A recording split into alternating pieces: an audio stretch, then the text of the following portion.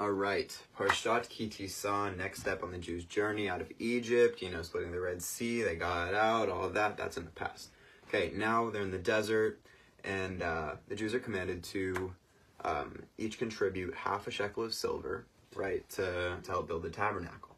Okay, so that's kind of cool, right, because half and half, it takes two to make a whole. It takes two people to make a whole, which is kind of like, in a community, you need to work together to make things happen.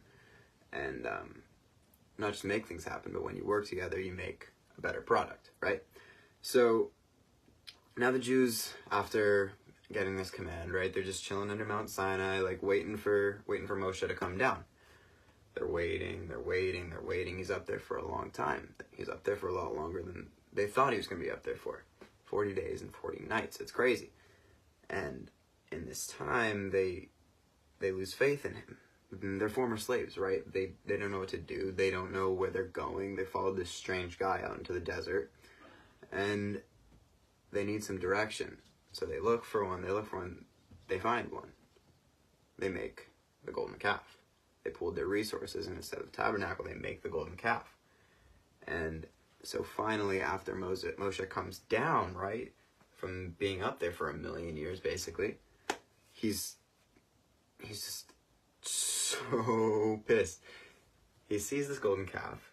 He's furious. I imagine, like, his ears steaming, his face all red, just like in cartoons, And so in some interpretations, when he smashes the tablets that he just received, he smashes it on the calf and he breaks it. In others, he just smashes it on the ground and the calf still exists. But either way, he just broke what he just spent 40 days and nights receiving from God.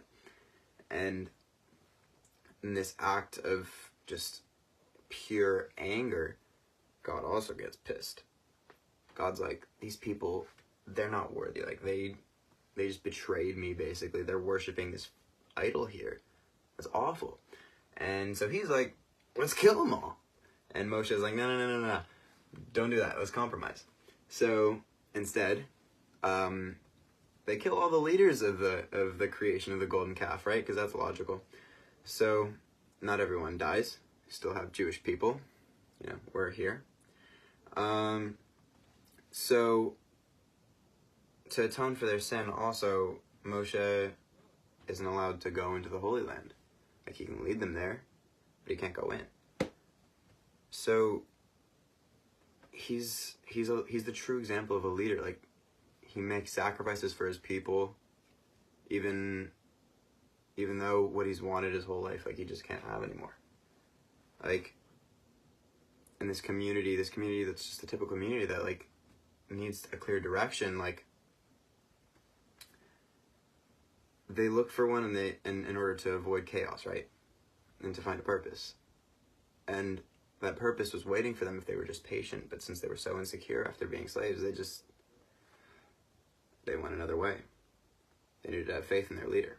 And being that kind of leader and providing that kind of direction, it doesn't always end up as well as the glorified title would imply, And it's kind of ironic that in a time when these people were supposed to come together, right, and be a community and get stronger, fear overcame them, and they betrayed their leader, which was just a major factor in them coming together in the first place and escaping their bondage.